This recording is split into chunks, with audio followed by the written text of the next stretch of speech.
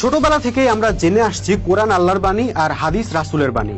তাই প্রত্যেক মুসলমানকে কোরআন ও হাদিস মানতে হবে। কিন্তু প্রশ্ন হলো, কোরআন ও হাদিস জিনিসটা আসলে কি, কোনটার কি কাজ এবং কিভাবে তার প্রয়োগ করতে হয় সেটাই যদি আমরা না জানি তাহলে মানবো কিভাবে। তাই আজকের ভিডিওতে আমরা জানার চেষ্টা করব কোরআন ও হাদিস আসলে কি এবং কিভাবে এর অনুসরণ করতে হয়। শুরুতেই ইতিহাস থেকে দুটো কথা।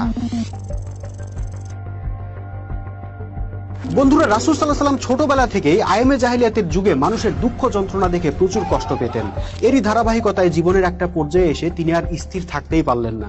চারদিকে অনাচার দেখে নিজেকে গুটিয়ে নিলেন সমাজ থেকে, একাকী চলে গেলেন হেরা গুহায়। ওখানে বসে চিন্তা করতে লাগলেন কিভাবে মানুষকে জাহিলিয়াতের অন্যায় অবিচার থেকে উদ্ধার করা যায়।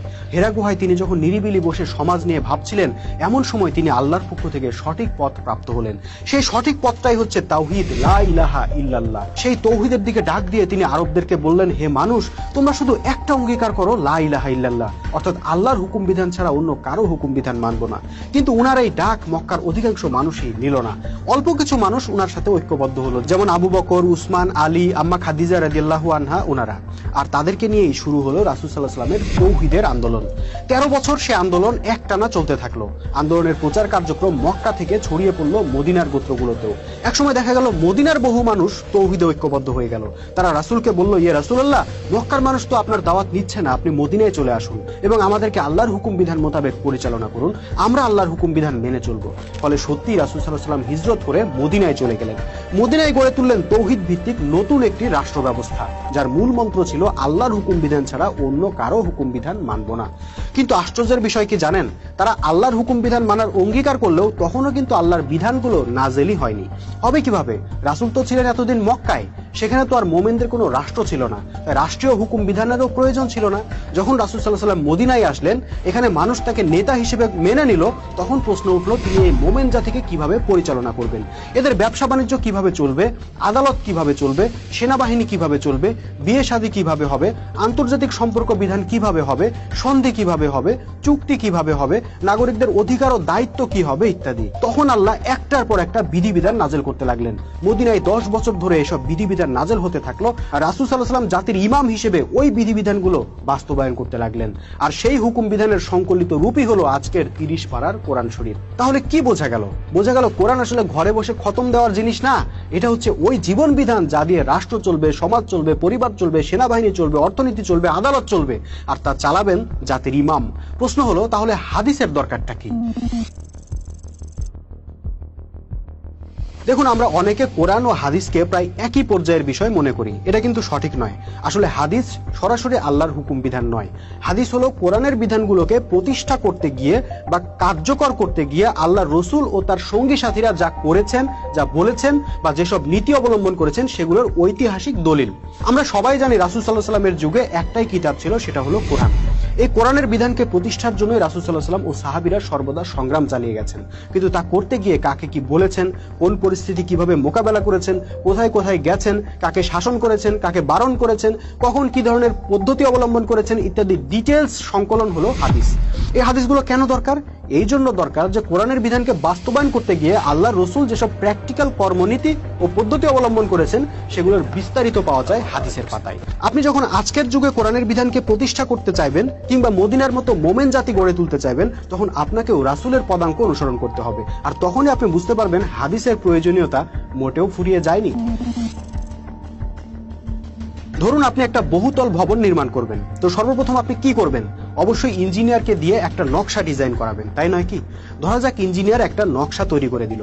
সেই নকশায় তিনি ভবনটার পূর্ণাঙ্গ কাঠামো কেমন হবে, দরজা জানলা কয়টা হবে, কলাম কয়টা হবে, রুমগুলোর দৈর্ঘ্য প্রস্থ কত হবে ইত্যাদি ডিজাইন করে দিয়েছেন। আচ্ছা, এই ডিজাইন করার সাথে সাথে কি অটোমেটিক বিল্ডিং হয়ে যাবে? কখনোই না। ওই ডিজাইন মোতাবেক আপনাকে পরিশ্রম করে ভবনটা বানাতে হবে।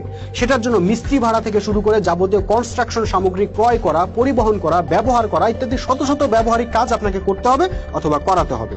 এসব না করে আপনি যদি সারা জীবন নকশার দিকে তাকিয়ে বসে থাকেন আর মুখস্থ করতে থাকেন, দৈর্ঘ্য এত ফিট, প্রস্থ এত ফিট, উচ্চতা এত ফিট, কলাম এতটা, জানালা এতটা, দরজা এতটা, জীবনেও কি বিল্ডিং দাঁড়াবে?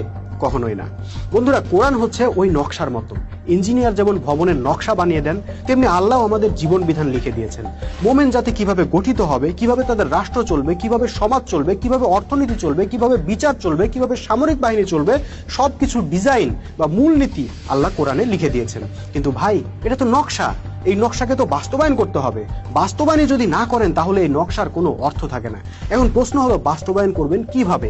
এখানেই আমাদেরকে পথ দেখাবে রাসূলের সুন্নাহ। আমাদেরকে দেখতে হবে রাসূল সাল্লাল্লাহু আলাইহি ওয়াসাল্লাম ও সাহাবীদের ঐতিহাসিক দলিল, দেখতে হবে উনারা কিভাবে নকশাকে বাস্তবায়ন করেছেন, কিভাবে দাওয়াত দিয়েছিলেন, কিভাবে আত্মরক্ষা করেছিলেন, কিভাবে শত্রুকে পরাজিত করে রাষ্ট্রশক্তি কায়েম করেছিলেন, কিভাবে সেই রাষ্ট্রকে রক্ষার জন্য জীবন সম্পদ দিয়ে যুদ্ধ করেছিলেন ও সোনালী সভ্যতার জন্ম দিয়েছিলেন।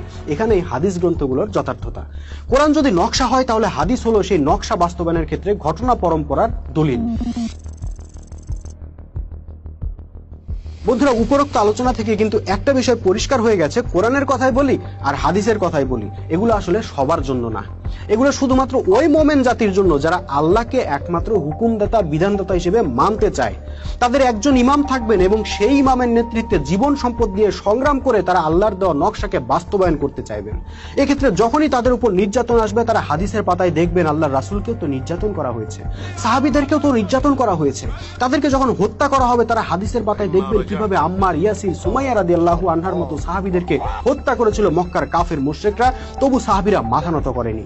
সেই ঘটনা থেকে মোমেনরা শক্তি পাবেন, সাহস পাবেন। যখন তাদেরকে বাড়িঘর থেকে বের করে দেওয়া হবে, সহায় সম্পদ থেকে বঞ্চিত করা হবে, তখন তারা হাদিসের পাতায় খুঁজে পাবেন সাহাবীদের মক্কা ত্যাগের ইতিহাস।